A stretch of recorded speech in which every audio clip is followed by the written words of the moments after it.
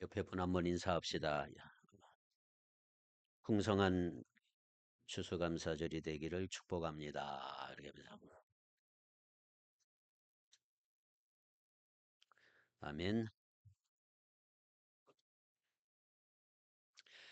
오늘 추수감사절에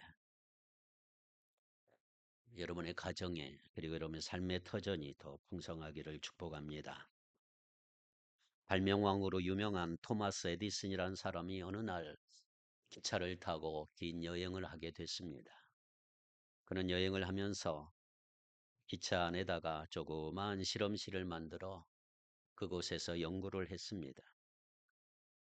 그런데 기차가 덜컹거리면서 움직이는 바람에 약병이 바닥으로 떨어져서 화학작용으로 인해서 그만 불이 나기 시작을 했습니다.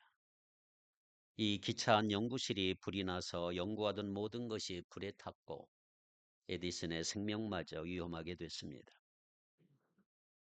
이때 기차를 운전한 차장이 얼마나 놀랍고 얼마나 화가 났던지 에디슨을 차창 밖으로 던져버리고 말았습니다. 이 사고로 다행히 목숨은 건졌지만 그 충격으로 에디슨은 귀가 들리지 않은 청각 장애인이 되었다고 합니다. 그럼에도 불구하고 그는 한평생 수많은 연구를 하고 세계 최고의 발명왕이 되었고 끊임없는 노력으로 에디슨은 발명왕이라고 하는 명칭을 듣게 되었습니다. 그런데 에디슨은 자기가 귀가 들리지 않는 청각 장애인이 되어서 듣지 못하는 것에 대해서 오히려 평생 동안 감사하며 살았다고 합니다. 왜냐하면 바깥에서 나는 소리가 아무리 시끄러워도 들리지 않으니까 언제나 연구에 몰두할 수 있었기 때문입니다. 그렇습니다. 오늘 우리의 삶은 어떤 각도에서 보느냐, 어떻게 생각하느냐에 따라 그것이 감사의 삶이 될 수 있고 원망이 될 수가 있습니다. 그렇다면 여러분, 이 세상에서 가장 복 있는 사람이 누굴까요? 가장 복 있는 사람은 감사하는 마음으로 사는 사람입니다. 오늘 추수감사절을 맞아 감사에 대해서 깊이 말씀을 나누는 것은 대단히 의미 있는 일이라고 할 수가 있습니다. 감사를 잘하면 영적으로 대단히 건강하고 성숙한 신자가 된다는 것은 이미 알려진 사실이에요. 감사를 잘 모르는 사람에 비해서 감사를 잘하는 사람은 그만큼 건강하고 성숙하다는 증거이기 때문입니다. 영적인 면뿐만 아니라 육적인 면에서도 감사를 많이 하는 사람은 일반적으로 건강하다는 통계가 있습니다. 상식적으로 하는 이야기지만 우리 몸에 내장의 통장, 내장을 통제하고 있는 자율신경 안에 부교감신경이라는 게 있습니다. 의학계에 계시는 분들의 말에 의하면 우리가 감사하고 고마워하고 언제나 사랑하고 아끼고 칭찬하는 마음으로 계속 말하고 행동하는 것들이 우리 부교감 신경계를 자극해서 사람 몸을 건강을 촉진시킨다고 합니다. 그러니 자연히 감사를 잘 안 하는 사람에 비해서 감사를 많이 하는 사람이 건강도 좋다는 거지요. 따라서 감사는 여러분들이 100번 해도 손해볼 것도 없고 하면 할수록 영과 육의 유익을 가져다 주는 만병통치약이라고 말할 수가 있습니다. 그런데 놀라운 것은 오늘날 이렇게 좋은 많은 사람들이 이렇게 좋은 감사에 너무나 인색하다는 거예요. 잘 살게 되고 우리가 여러 가지 면에서 자신감이 생기고 부족한 것이 없게 보다 보니까 감사가 점점 약해지게 됐어요. 우리나라 사람들의 일반적인 경향도 그렇겠지만 옛날보다는 감사가 훨씬 더 적어지고 있는 것입니다. 작은 예로 지난 한 해 동안 서울 소방방재본부에 소속된 119 구급대가 29만 3천만, 약 30만 번 이상을 출동을 했는데 그중에 21만 2천 명을 병원으로 옮겨다 주었다고 합니다. 그런데 그 많은 사람들이 119 구급대의 헌신적인 봉사로 생명도 살리고 죽어가는 목숨도 꺼져가는 생명도 위기를 벗어나 목숨을 구했음에도 불구하고 그 가운데서 어떤 모양이든지 감사를 표한 사람은 100명 중에 3명밖에 없었다 그래요. 감사할 일이 많음에도 불구하고 감사가 점점 약해지고 있다는 하나의 단적인 이해라고 할 수가 있습니다. 우리 예수 믿는 사람들도 마찬가지. 여러분 70년, 80년대 가만히 깔고 앉아서 예배 드리고 엎드려 기도하는 사람들 보십시오. 옆에 지금 사진을 여러분들이 보고 있는데 이 어머니의 기도 자식들이 잘못됐을까요? 가만히 깔고 예배 드리던 우리들의 선배 주여 감사합니다는 말들이 눈물과 함께 자주 있었어요. 딱딱한 의자에 앉아 가만히 앉고 그렇게 부르짖었던 우리들의 선배. 그런데 오늘날 등과 바닥에 패드가 덧대인 고급 의자에 앉아 예배 드리면서도 우리들은 감사가 메말라 가고 있는 것입니다. 오늘날 우리 한국교회 성도들은 생활 여건이 좋아졌지만 그럼에도 불구하고 우리 선배들에 비해서 감사가 점점점 말라가고 있는 거예요. 설령 있다 할지라도 그저 입술에 붙어있는 얄팍한 감사일 뿐 진정한 감사를 보기가 너무나도 힘들어하는 세상이죠. 감사란 은혜 받으면 자동적으로 될 것이라고 하는 미신적인 생각을 갖고 있는 사람도 있어요. 물론 그럴 수 있어요. 은혜를 안 받은 사람보다 은혜 받은 사람이 더 감사를 많이 할 수가 있어요. 근데 여러분, 한 가지 꼭 잊지 말고 기억하셔야 합니다.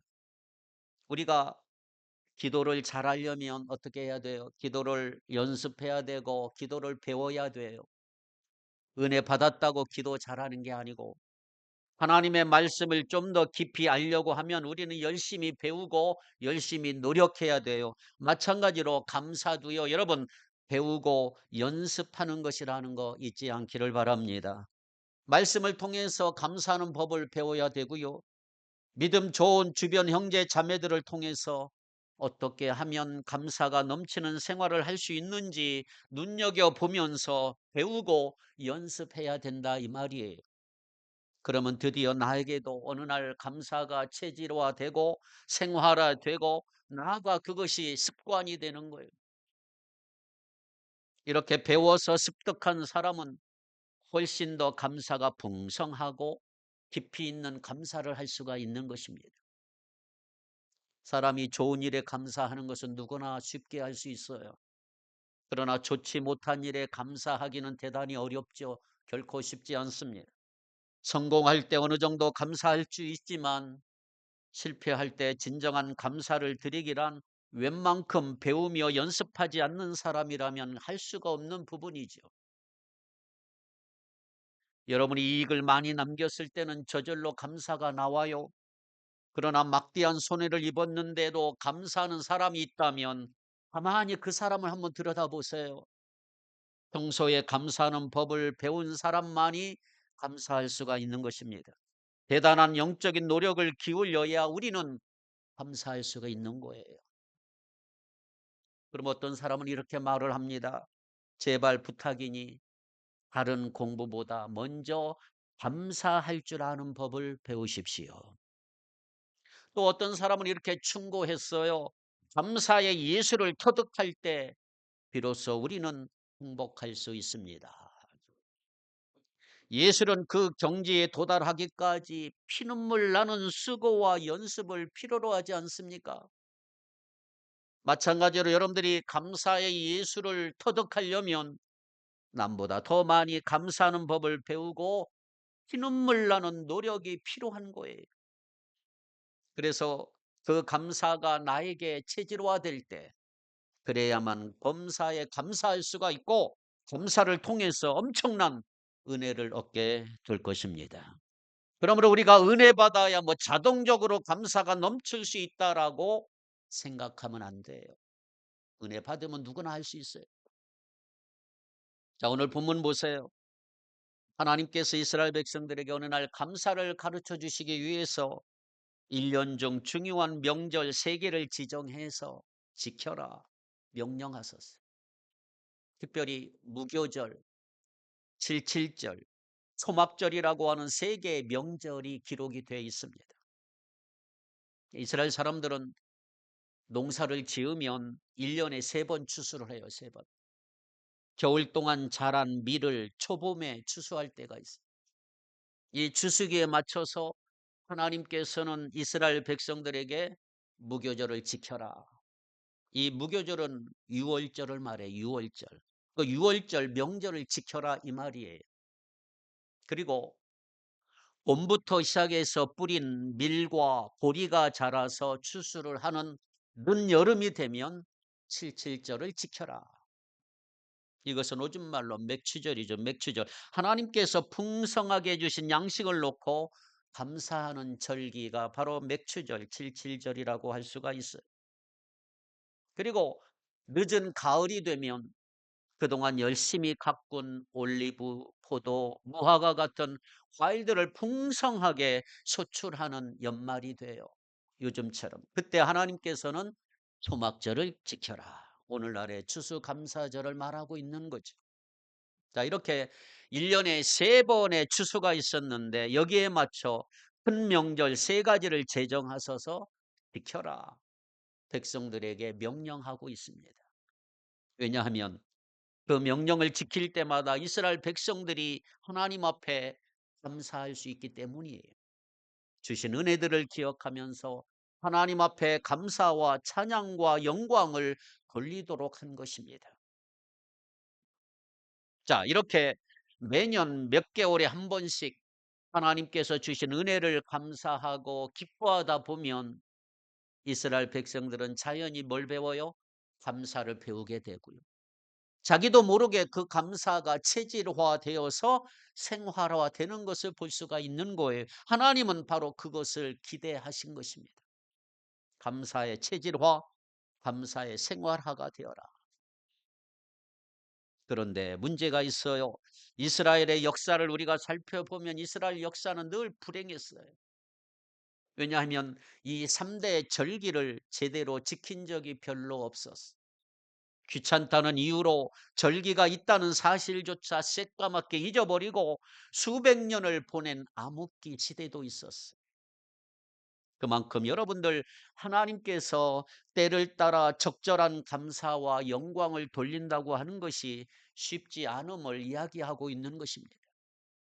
그래서 우리는 오늘 이 이스라엘의 전철을 밟는 불행한 사람이 되지 말고 감사가 우리에게 체질화되고 습관화되도록 계속해서 감사하는 법을 배우고 연습할 수 있기를 축복합니다. 하나님께서 이스라엘 백성들에게 지키라고 명령하신 새 절기를 앞에 두고 우리가 배워야 할 교훈들이 몇 가지 있어요. 잘 정리해서 실천할 때 큰 은혜가 될 줄 믿습니다. 첫째, 무엇을 감사할 것인가를 배울 수가 있다. 무엇을 감사할 것인가? 하나님께서 왜 유월절을 지키라고 했을까요? 여러분 과거에 십계라고 하는 영화가 있어. 아주 오래된 4, 50년 전에 나온 영화죠. 십계라는 영화를 보시면 그 영화를 한번 기억해 보십시오. 이스라엘 백성은 애굽에서 무려 430년 동안 노예 생활을 했어요. 그 긴 세월 동안 노예 생활한 국민이 다시 독립한다고 하는 거 상상할 수 없는 대단히 어려운 일이지요. 그러나 하나님께서 이스라엘을 특별히 선택해 주시고 자기 백성 삼아 주셨기 때문에 모세라고 하는 위대한 지도자를 세우고 그들을 하나님의 기적과 같은 손으로 구원해서 애굽에서 자유케 했어요. 그 해방시킨 날을 기념하여 유월절을 지켜라 그랬어요. 우리나라 말로 말하면 광복절이 광복절. 해방된 날. 따라서 이스라엘 백성들을 구원해 주신 하나님의 은혜를 잊지 말고 감사하라고 하는 의미에서 이날 유월절을 지키라는 것. 그래서 유월절에 이스라엘 백성들은 유월절에 어린 양을 잡아요. 어린 양의 고기와 누룩이 들어있지 않는 무교병 떡을 먹고 하나님께서 어떻게 우리들을 무서운 죄악의 사슬에서 건져 주셨는지, 노예의 사슬에서 건져 주셨는지 서로 나누면서 그 은혜를 다시 한번 기억하고 감사하고 있었던 거지. 그만큼 유월절은 구원의 은혜를 기억하고 감사하는데 중요한 역할을 했던 거예요. 그렇다면 우리는 무엇을 감사해야 할까요? 가장 기본적으로 우선적으로 여러분들이 감사해야 될 건 뭘까요? 나 같은 죄인을 하나님께서 구원해 주셨다고 하는 구원의 은혜를 감사하셔야 합니다. 우리가 누굽니까? 그 생명이 코에 호흡에 붙어있는 하루살이와 같은 존재가 우리가 누굴까요? 하나님 앞에 설 수 없는 죄인 중에 죄인. 우리가 누굴까요? 하나님과 화목할 수 없는 원수의 자리에 있었던 사람들. 이런 우리를 하나님께서 사랑하셔서 예수 그리스도를 보내주시고 우리의 죄를 그에게 담당시키시고 십자가에서 돌아가게 하시고 그 위에 흘리신 보혈의 피로 우리의 모든 죄를 깨끗이 씻어 주셨단 말이에요. 그런 다음에 무조건 우리를 하나님의 자녀라 이름 지으시고 언제든지 하나님을 아바 아버지라 부르게 하셨어요. 뿐만 아니라 앞으로 하나님 예수님과 함께 영원히 살 수 있는 그 하나님 나라와 영생을 우리에게 값없이 주셨단 말이에요. 그래서 우리가 이 시간 나와서 예배하는 영광스러운 백성이 된 것입니다.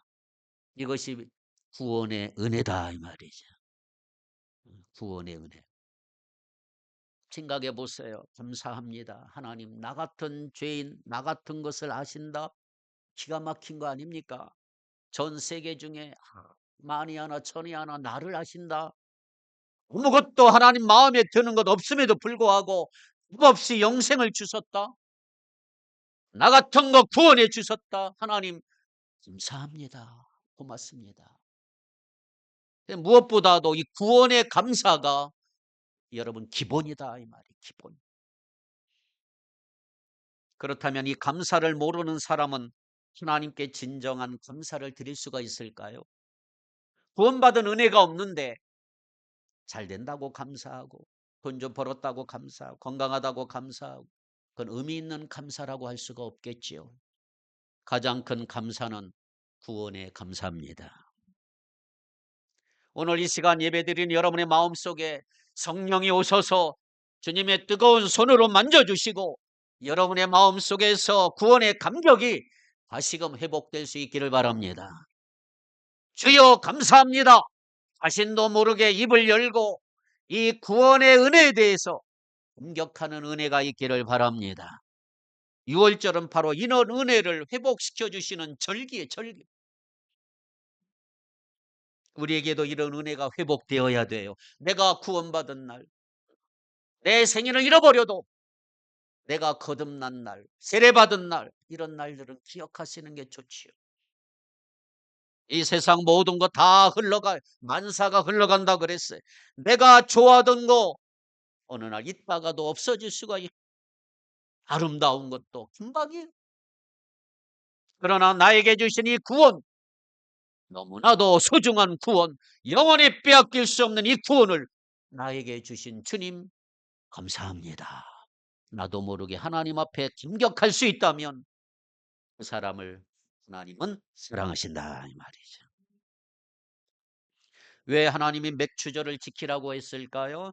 맥추절은 농사를 지어서 추수한 많은 곡식을 창고에 막 쌓아놓고는요. 하나님께서 이처럼 너에게 풍성하게 먹고 마실 수 있는 일용할 양식을 주셨음을 기억하라. 이 모든 것이 하나님의 손에서 왔다고 하는 것을 고백하는 절기가 맥추절이에요. 77절, 맥추절. 이것은 단 하루 지키는 거예요. 하루. 우리가 먹는 거 하나하나 다 하나님이 주셨습니다. 내가 마시는 물 한 방울도 하나님이 주셨습니다. 모든 것이 하나님의 손에서 나왔습니다. 나 같은 거 이렇게 사랑하셔서 일용할 양식을 때를 따라 주시니 감사합니다라고 경배하고 찬양하는 절기, 그것이 바로 맥추절이에요. 77절이에요. 그렇다면 우리에게 이런 감사가 얼마나 많아야 될까? 여러분 비행기를 타고요 이렇게 위에서 내다보면 우리나라 그 땅에 우리나라 땅 산이 너무 많아요. 산이 굉장히 많아요. 군데군데 손바닥만한 농경지가 여기저기 박혀 있지. 확 트인 평야가 있는 곳은 우리 남쪽에서는 아마 김제평야, 김제 쪽에 김제평야 정도 돼. 거기는 지평선이 보이니까. 모두 다 산과 산 사이에 조그만 논바닥들이 이 바둑판처럼 팍 박혀 있어요. 거기에서 농사를 지어 우리 조상들이 살았고 우리가 살고 있어요. 그런데 몇 년 전에는 쌀이 너무 많이 생산된다고, 쌀이 너무 많이 남아 돌아 고민을 하는 참으로 기가 막힌 나라가 됐지요. 태풍이나 전염병이 지나가면 수확할 과일도 없는데 올해는 태풍도 없고 가을이 되니까 탐스러운 과일들이 여러분 종류대로 시장 바닥에 쌓여 있는 거 보십시오. 요즘 우리처럼 복이 터진 사람들이 어디 있을까? 옛날에 그렇게 돈이 많고 호의호식했던 솔로몬이나 수많은 황제들이 과연 우리처럼 과연 호의호식했을까? 우린 이미 지구촌에 살고 있어요. 세계 모든 나라 좋은 음식들은 조금만 신경 쓰면 한 번씩 다 맛볼 수 있어요. 그런데 옛날에 그들은 우리처럼 다양하게 신선한 음식, 또 여름이라고 해서 시원한 거 먹을 수 있었던 게 아니지요. 하나님께서는 우리에게 얼마나 풍성하게 공급해 주셨는지 몰라요. 이런 은혜를 마음에 담고 주여 감사합니다, 너무너무 고맙습니다, 경배하는 것이 맥추절이에요. 우리에게 주신 일용할 양식을 놓고 하나님께 눈물로 감사하는 우리 모두가 되기를 축복합니다. 한 숟가락 한 컵이라도 어느 것 하나 감사 없이 먹고 마실 것이 없어요. 이런 은혜를 우리가 다 누릴 수 있기를 바랍니다. 그렇다면 세 번째로 왜 하나님께서는 초막절을 지키라고 했을까요? 초막절. 이스라엘 백성들이 일주일 동안 초막절을 지켜. 일주일 동안. 아까 맥추절은 하루. 초막절은 일주일을 지켜. 일주일. 초막절이 되면 사람들은 들로 산으로 가서 올리브 가지나 종려나무 가지를 잘라와서 자기 집 옥상이나 마당, 그것도 여의치 않으면 야외 나뭇가지를 얼기설기 엮어서 텐트 초막처럼 만들어요.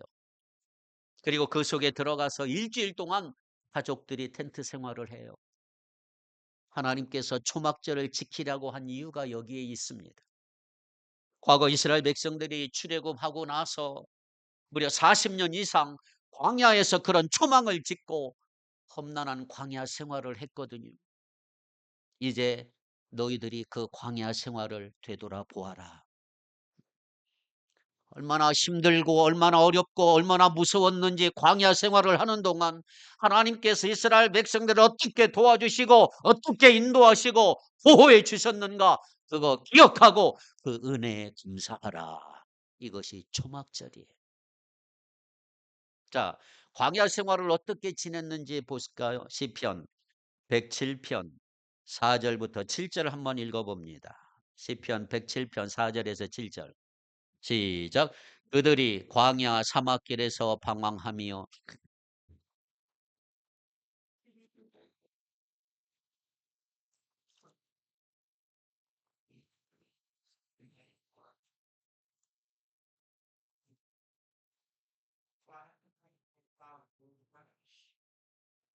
아멘. 어떤 이들은 광야의 사막에서 길을 잃어버리고 사람이 사는 성읍으로 가는 길을 찾지 못했고 배고프고 목이 말라 기력이 다 빠지기도 하고, 그러나 그들이 그 고난 가운데 주님 앞에 부르짖었을 때 주님께서는 그들을 그 고통에서 건져 주시고 다른 길로 들어가게 하셔서 사람이 사는 성읍으로 들어가게 하셨다. 그들이 광야 생활이 얼마나 고달프고 힘들었는가를 잘 설명해 주고 있지. 방황하고 성을 찾지 못해 애를 쓰고 줄이고 목마르고 근심 중에 빠져서 하루하루 살던 것이 이스라엘 백성들의 광야 생활이에요. 그럴 때 하나님께서 그들을 어떻게 도와주셨는지, 어떻게 때를 따라 먹여주셨는지, 어떻게 원수들로부터 지켜주었는지, 어떻게 그들의 몸에 질병이 생기지 않도록 은혜를 주셨는지, 그것들을 기억하고 하나님 앞에 감사하도록 하기 위해 나뭇가지로 초막을 지어놓고 그 속에서 일주일을 한번 경험해 보아라. 그렇다면 우리는 무엇을 감사해야 될까요? 우리도 텐트 생활에서 텐트에서 일주일을 거해야 될까요? 지나간 과거를 돌이켜 보세요, 여러분. 우리 가운데 광야 같은 세월을 보내지 않는 사람이 있을까요? 기간은 차이가 있을지 몰라요. 나 광야 같은 위기를, 광야 같은 역경을 몇 번씩은 여러분 경험하며 다 지냈을 거예요. 그럴 때 하나님께서 어떻게 도와주셨을까? 내가 잘나서, 내가 똑똑해서 위기를 벗어났나요? 그럴 때 그 위기를 하나님께서 어떻게 넘기게 하셨을까? 하나님의 은혜가 있었기에 오늘 우리가 이 자리에 앉아 있지 않습니까? 지난 시간들을 한번 돌이켜 보십시오. 눈앞이 캄캄한 어려움을 당했을 때 내가 어디를 가야 할지, 어느 쪽에 탈출구가 있는지 모르고 허우적거렸지만 지금 살펴보면 하나님의 은혜에 살았고 하나님의 은혜로 그 위기를 넘겼음을 우리가 고백할 수 있지 않습니까? 하나님 감사합니다. 과거에 나와 함께 하셨던 그 주님, 앞으로도 광야길을 다시 걷게 될 때 나를 보호해 주시고 나를 인도해 주시고 은총을 베풀어 주실 줄 믿습니다. 이 고백하면서 감사하는 것이 초막절이에요. 오늘날의 추수감사절이. 그러므로 우리가 무엇을 하나님께 특별히 감사해야 한다고 그랬어요? 구원받은 은혜를 감사하자. 우리가 뭘 감사해야 돼요? 날마다 주시는 일용할 양식을 놓고 감사하자. 뭘 감사해야 돼요? 환난 당할 때, 어려울 때 도와주신 은혜를 감사하자. 이 3대 절기를 통해서 우리는 무엇을 감사해야 될 것인가 배울 수 있기를 바랍니다. 두 번째, 감사 그 자체가 하나님께 드리는 제사라는 거 잊지 마십시오. 감사 자체가 하나님께 드리는 뭐다? 제사다, 예배다. 여러분 유월절을 지날 때 먼저 우양, 소와 양을 하나님께 끌고 와서 제사를 드린 후 잡으라 그랬어요. 자, 16장 2절 한번 읽어볼까요? 16장 2절 시작. 여호와께서 자기의 이름을 두시리고 택하신 곳에서 소와 양으로 내 하나님 여호와께 유월절 제사를 드리되. 왜냐하면 유월절을 참는 어린 양은 하나님께 드려진 제물이기 때문이에요. 동시에 그 어린 양을 먹는 식구들도 하나님께 드려지는 제물이라고 할 수가 있어요. 자, 묻습니다. 어린 양은 누구예요? 예수 그리스도예요. 예수님이 십자가에 못 박히실 때 예수님은 하나님께 드려진 제물이에요, 제물. 그래서 예수님을 나의 구주로 받아들이고 그분을 통해서 구원받게 된 우리는 자동적으로 하나님께 드려지는 제물이 되는 거예요, 제물이. 그러므로 나를 구원해 주신 은혜에 감사하는 것이 하나님께 제물을 드리는 것이고 하나님께 예배 드린다는 말이다, 이 말이에요. 이스라엘 백성들은 맥주제를 드릴 때 떡을 막 흔들어요. 요제를 하나님께 제사로 드리고 짐승을 막 불로 태워서 화제를 하나님께 제사로 드리고 먹고 마실 일용할 양식을 주신데 감사하는 그 자체가 하나님께 예배하는 거예요. 초막절도 레위기 23장에 보면 짐승을 불태워서 화제로 하나님 앞에 제사를 드렸어요. 우리가 하나님께 감사하는 것이 전부 다 예배요, 제사라는 거 잊지 않기를 바랍니다. 오늘 우리가 왜 이 자리에 나와 앉아 있을까요? 하나님께 예배 드리기 위하여 우리를 구원하신 하나님의 영광을 바라보고 찬양과 경배를 드리기 위해 나왔은 줄 믿습니다. 그런데 보세요. 우리가 예배 드리는 우리 마음에 부족한 게 뭐예요? 구원의 은혜에 대한 감사가 너무 부족하고요. 일용할 양식을 주신 은혜를 모르고요. 환난에서 지켜주시고 보호해 주신 은혜에 대해서 감사가 별로 없단 말이에요. 내가 잘난 줄 알고 내 잘난 맛에 살고 그래서 감사가 빠져있는 마음을 가지고 여러분들이 이 자리에 왔다면 우리는 제대로 예배 드릴 수가 없어요. 왜냐하면 감사 없는 예배는 존재할 수 없기 때문이. 감사 그 자체가 하나님 앞에 향기로운 예배가 되는 줄 믿습니다. 그래서 히브리 말로 감사하다는 말은 야다라는 말에서 야다, 이 말은 찬양한다 이 말이에요. 찬양한다. 신약 성경을 봐도 마찬가지. 여러분, 예배에는 반드시 뭐가 있어야 돼요? 감사가 있어야 돼. 에베소서 5장 19절부터 20절 읽겠습니다. 에베소서 5장 19절 20절 시작. 시와 찬송과 신령한 노래들로 서로 화답하며 너희의 마음으로 주께 노래하며 찬송하며 범사에 우리 주 예수 그리스도의 이름으로 항상 아버지 하나님께 감사하며. 여러분의 가슴으로 주님께 노래하며 찬송하십시오. 모든 일에 언제나 우리 예수 그리스도의 이름으로 하나님 아버지께 감사를 드리십시오. 이 말씀에도 예배에 하나님 앞에 드리는 감사가 꼭 들어가야 한다 이 말. 그러는 감사는 신비로운 재물이에요. 신비로운 재물, 감사. 우리의 입술로 하나님께 감사하면 그 감사가 바로 하나님께 향기로운 제물이 되어서 하나님께 드려지는 예배가 된다. 그렇다면 문제는 이거예요. 우리 여러분의 마음에 감사가 있는지 다시 한번 확인해 보십시오. 감사가 있으면 하나님은 우리 예배를 받으실 것입니다. 그런데 감사가 없으면 다른 것 있다 할지라도 그것은 불완전한 예배. 올 한 해 여러분 얼마나 감사합니까? 2024년. 감사 때문에 여러분의 마음이 은혜로 촉촉히 마음속에 풍성하게 젖고 있다면, 그렇다면 그 감사가 향기로운 예배가 될 수가 있는 거예요. 그런 감사의 삶이 되기를 축복합니다. 세 번째, 감사는 모든 사람이 다 해야 됨을 알 수가 있어요. 감사는 모든 사람이 해야 된다. 아멘. 감사는 모든 사람이다.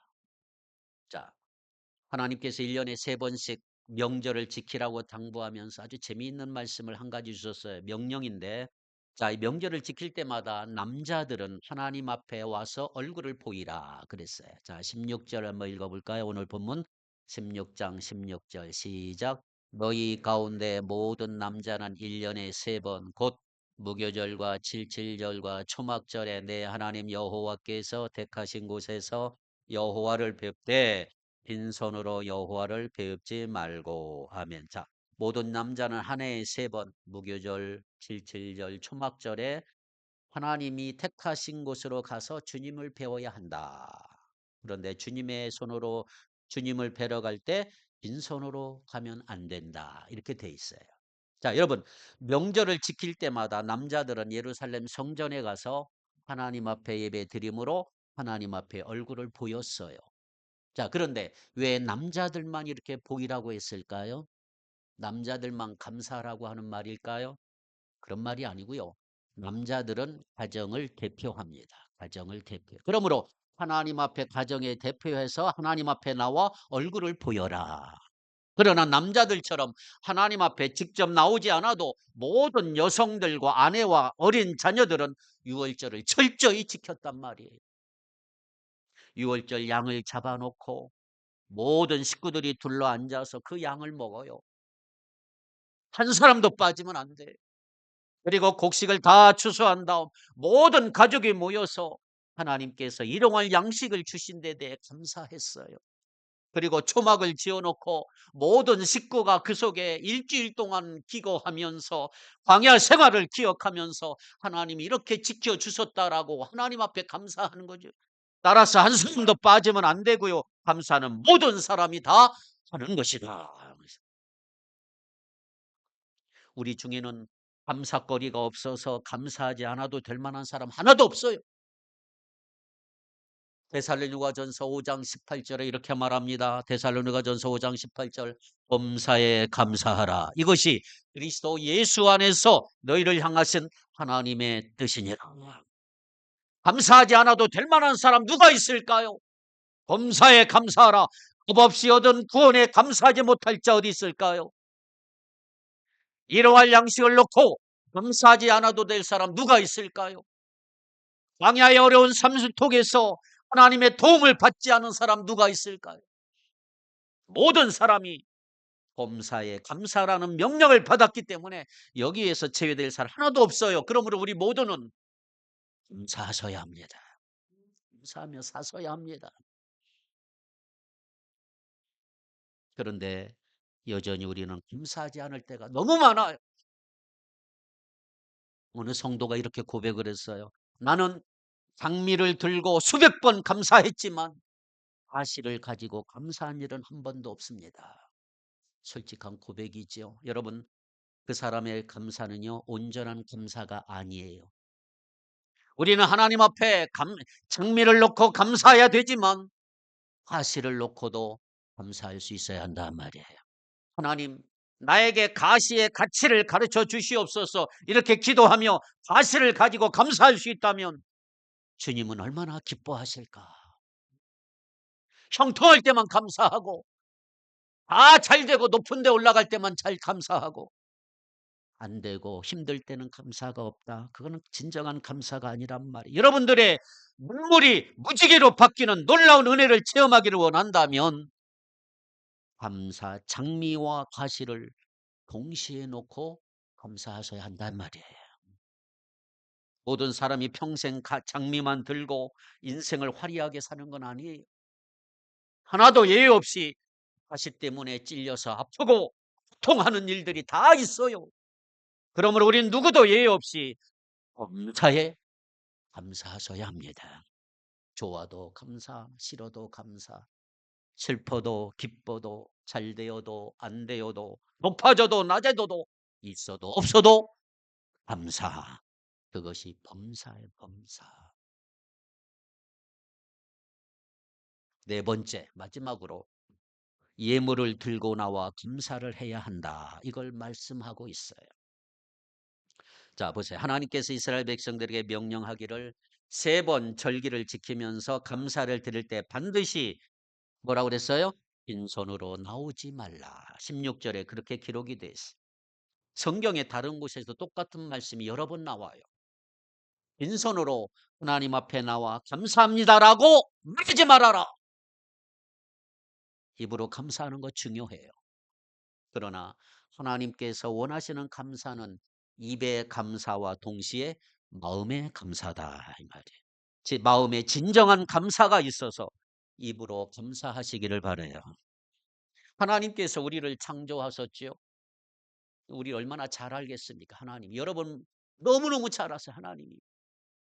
내 생각의 한 토막 한 토막까지 다 알고 계시는 전능하신 하나님이 너무나 잘 알고 계세요. 우리의 약점 하나님 기가 막히게 알고 있어요. 다시 말하면 우리 마음이 재물과 쉽게 약해지는 것, 밀착된다는 것, 재물과 너무 붙어 있다는 거 우리 주님이 너무나 잘 아세요. 그래서 돈을 많이 가지면 가질수록 그 마음은 돈의 노예가 된다는 것도 아시고 싸우면 싸울수록 나도 모르게 마음이 돈에게 왕창 사로잡힌다는 거 아세요. 그러고서 주님이 말씀하신 대로 부자가 구원 얻기는 이렇게 어렵다. 돈이 많다 보니 마음이 자연히 그쪽으로 가버리게 되고 그 결과 마음 하나님을 섬길 여유가 없다. 성경을 보세요. 예수님 믿고 따르는 사람들이 누구지요? 대부분 가난한 사람들, 세상에서 버림받은 사람들 아닐까요? 마음으로는 있는 돈 다 주고 싶어도 돈이 없으니까 주지 못하는 사람들. 그러기에 자유하고 자유하기 때문에 하나님을 섬기고 주님을 따라갔던 거지요. 한 걸음 더 나아가 우리 인간에게는 아주 약한 약점이 하나 있어요. 돈은 가지면 가질수록 내 마음이 자꾸 그곳으로 간다는 거예요. 아무리 내가 믿음이 좋아도 이 부분 부인하지 못해. 목사도 마찬가지. 많으면 그쪽으로 쏠리게 돼 있어. 자기도 모르게 마음이 가버려. 그래서 예수님이 이렇게 말씀하셔서 마태복음 6장 2절을 보세요. 마태복음 6장 21절. 한번 찾아볼까요? 마태복음 6장 21절. 제가 여기 안 적어놨네. 마태복음 6장 21절에 보니까 우리 주님이 하신 귀한 말씀이 하나 있어요. 마태복음 6장 21절 시작. 내 보물 있는 그곳에는 뭐도 있다? 내 마음도 있느니라. 그래서 마음에서 나오는 감사를 하나님께서 받으시기 위해서 빈손 들고 나오지 말라는 거예요. 내 보물을 내 손에 들고 나와서 감사하라. 예물을 손에 들고 나오면 그 예물 때문에 마음까지도 하나님께 드릴 수가 있다 이 말이에요. 그렇다면 여러분 진정 하나님 앞에 내가 어떠한 감사를 드릴까요? 입으로는 많은 감사를 했을지 모르지만 하나님께서 받으실 만한 귀한 예물을 손에 들고 그 예물을 내 마음에 담아드리는 감사를 얼마나 했을까? 제가 여러분들 헌금 드린 다음에 감사 헌금을 확인해 보면 감사를 잘하는 분 계시지만 한편으로는 안타까운 마음으로 이분은 감사를 해야 되는데 잘 안 되는 부분이 있어요. 그 마음이 참 무거워요. 자, 여러분 이 말씀을 여러분 마음에 좀 잘 담으세요. 사회복지법인 애양원이라는 곳이 있어요. 애양원. 이곳은 100년 전 미국 남장로교 선교부가 나환자들을 수용하기 위해서 저기 전라남도 여수 지역에 만든 나환자촌이에요. 나환자촌. 여러분 꼭 한번 가보세요. 제가 이번 겨울에 갈 시간이 있는지 모르겠는데 어쨌든 여수에 가면 애양원을 꼭 가셔야 돼요. 애양원. 애양원이 유명해진 것은 지금으로부터 약 7, 80년 전에 위대한 성자 손양원 목사님이 이 애양원에서 배출되면서부터 유명해졌죠. 손양원 목사님이 그곳 애양원 교회를 사역하다가 공산당에게 순교를 당하고 두 아들도 순교를 당해서 유명해진 곳이에요. 그 아들을 죽인 그 공산당원을 자기 양 아들로 삼았죠. 그래서 유명해져 사랑의 원자탄이라고 유명합니다. 애양원에는 손발과 얼굴이 뒤틀린 나 환자들, 한마디로 말하면 소망 없이 살고 있는 사람들이 있어요. 나 환자들, 문둥병자들 옛날 말로 말하면. 그런데 그곳에 특별한 게 몇 가지 있어요. 애양원 교회를 가보면 주일 예배, 새벽 기도회, 수요일 예배, 금요일 예배 모이는 숫자가 1년 365일 한국에서 유일하게 똑같은 숫자 교회예요. 주일 예배 100명이면 새벽 기도 100명, 수요 예배 100명, 금요 예배 100명 똑같이 1년 365일 애양원 교회가 그렇다 이 말이죠. 한 사람도 결석하지 않아요. 모든 사람들이 예배 나오는 교회, 프로 예배 나오는 교회, 따라서 그들의 가슴이 얼마나 뜨거울까요? 말씀을 사모하는 열정. 그들은 양계와 양돈을 하고 살아요. 과 돼지를 치고 살아요. 그 옆에 가면 얼마나 냄새가 많이 나는지 몰라요. 닭 냄새, 돼지 냄새.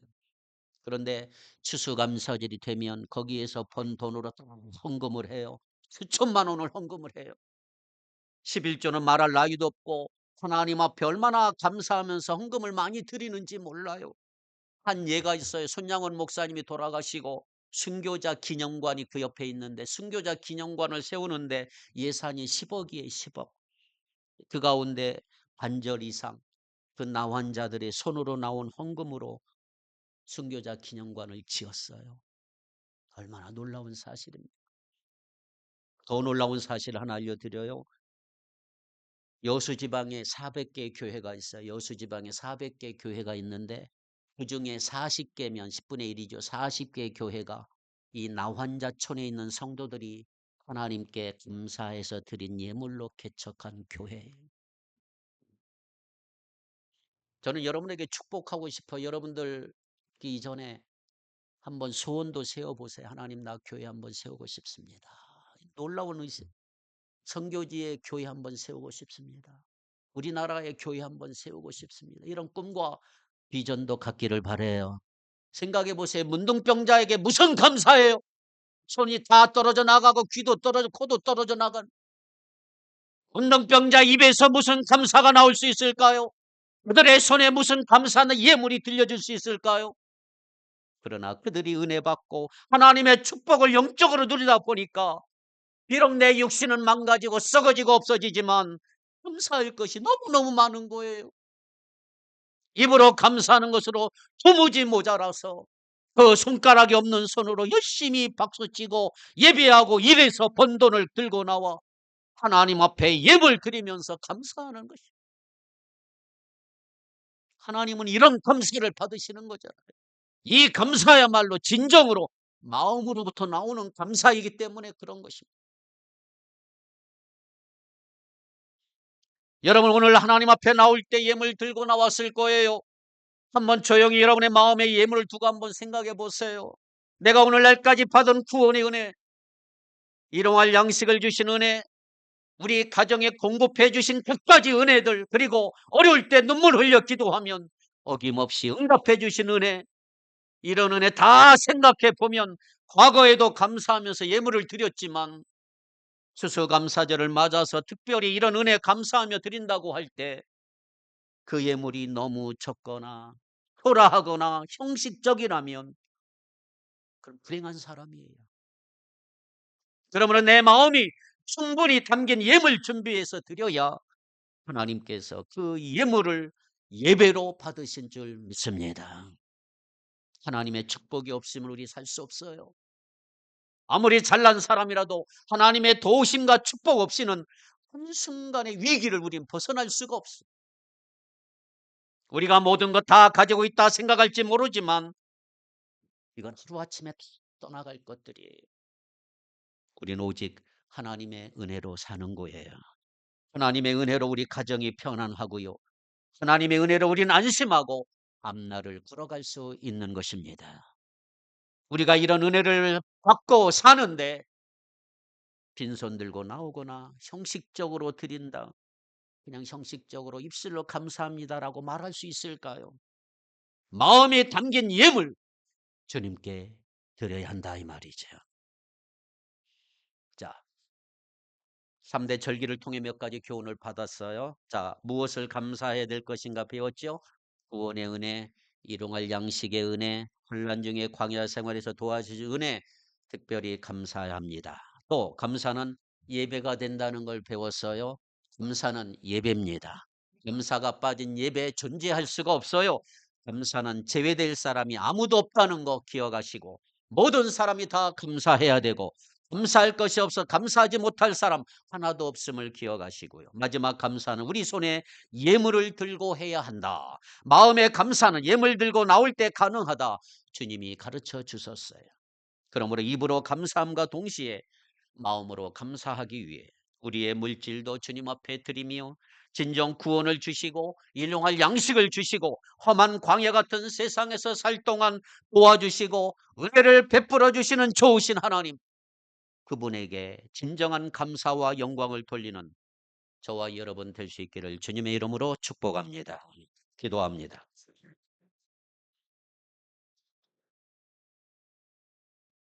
하나님 아버지, 우리에게 추수감사주의를 허락해 주신 것을 감사합니다. 이스라엘 백성들의 3대 절기를 우리가 말씀을 통해 검토하며 하나님이 진정 받으시는 감사가 무엇인가를 배우게 해주신 것을 감사합니다. 오늘 이 자리에 나와 예배 드리는 모든 성도들이 진정 무엇을 감사해야 되는지 확실히 알게 하시고 감사가 얼마나 하나님 앞에 향기로운 제사가 되는지도 알게 하여 주옵소서. 그리고 이 감사에 내가 빠지면 안 된다는 거 잊지 말게 하시고 이 감사에 우리의 마음이 담긴 예물을 드려야 한다는 것도 깨달아 알게 하여 주옵소서. 우리가 이렇게 감사할 때 하나님 기뻐 받으시고 또 앞으로도 하나님 우리에게 필요한 거 한량없이 베풀어 주시는 공급해 주시는 은혜를 우리 모두가 맛볼 수 있도록 축복하여 주시옵소서. 예수님 이름으로 간절히 기도하옵나이다. 아멘.